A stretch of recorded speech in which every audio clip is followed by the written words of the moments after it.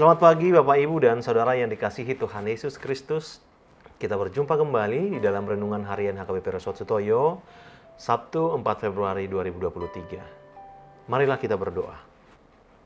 Damai sejahtera Allah yang melampaui segala akal dan pikiran, itulah yang menyertai hati Bapak Ibu dan Saudara sekalian di dalam Kristus Yesus Tuhan kita. Amin. Firman Tuhan bagi kita diambil dari Markus pasal 2 ayatnya yang ke-17. Demikianlah sabda Allah. Yesus mendengarnya dan berkata kepada mereka, "Bukan orang sehat yang memerlukan tabib, tetapi orang sakit. Aku datang bukan untuk memanggil orang benar, melainkan orang berdosa." Dalam bahasa Batak dikatakan demikian. Alai ubegi Jesus nin nama madok nasida. Ala apala narikot di akana hisar padauni di akana sitado dang naro au majo akapartigor akapardosado. Demikian firman Tuhan. Ibu bapak dan saudara yang dikasihi Tuhan Yesus Kristus, dikisahkan dalam perikop kita hari ini bahwa Yesus memanggil Lewi yang juga disebut Matius menjadi salah satu muridnya. Yesus memilih salah satu orang yang paling tidak disukai, yaitu seorang pemungut cukai yang karena profesinya dibenci dan dipandang hina oleh banyak orang ketika itu. Satu waktu ketika Yesus makan bersama dengan pemungut cukai dan orang berdosa, ahli-ahli Taurat dari orang Farisi mempertanyakan sikap Yesus tersebut kepada murid-murid. "Mengapa gurumu makan bersama dengan pemungut cukai dan orang berdosa?" Pertanyaannya, mengapa para pemimpin agama mencari kesalahan Yesus ketika ia bergaul dan bersahabat dengan para pendosa dan pemungut cukai seperti Lewi?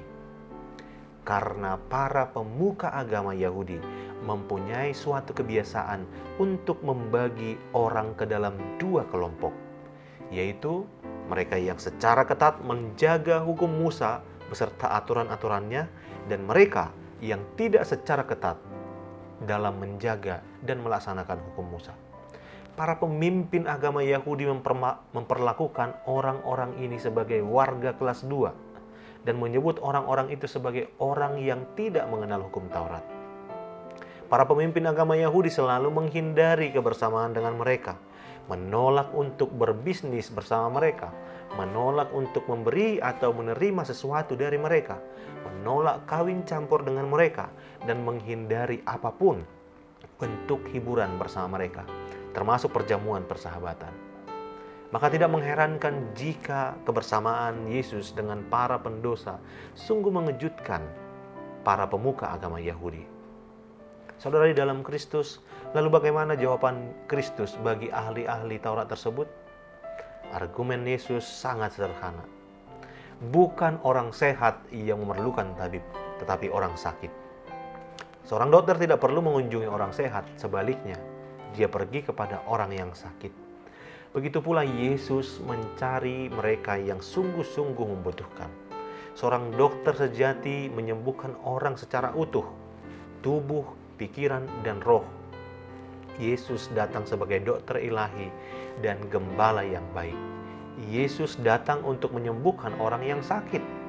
Yesus datang untuk memanggil orang berdosa supaya mereka bertobat. Saudara di dalam Kristus, lalu apa makna pesan Yesus ini bagi kita? Yang pertama, kita perlu senantiasa menyadari bahwa kita adalah orang-orang yang telah mengalami kemurahan hati dan belas kasihan Allah dalam diri Yesus. Kita memiliki kelemahan, kerapuhan, dan dosa-dosa yang membuat kita menolak diri sendiri ataupun ditolak dan dijatuhkan oleh orang lain. Dalam situasi yang demikian, kita perlu ingat misi Yesus bagi kita, yaitu Dia datang bukan untuk memanggil orang benar, melainkan orang berdosa. Kesadaran dan keyakinan akan misi Yesus bagi kita, inilah menjadi pondasi spiritual yang kokoh untuk menanggapi panggilannya, mengikutinya, dan membiarkan diri dibaharui oleh Yesus. Yang kedua, status kita sebagai orang Kristiani atau menjadi pengikut Yesus merupakan bukti bahwa kita yang berdosa ini dipanggil dan dibarui oleh Yesus. Yesus telah dan selalu memenuhi kita dengan rahmat dan belas kasihan-Nya.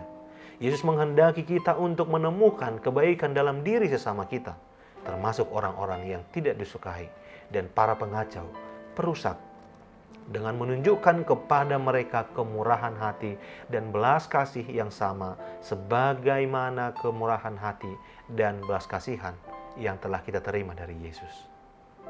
Amin, marilah kita berdoa. Bapa Surgawi, sungguh kasih-Mu besar bagi kehidupan kami.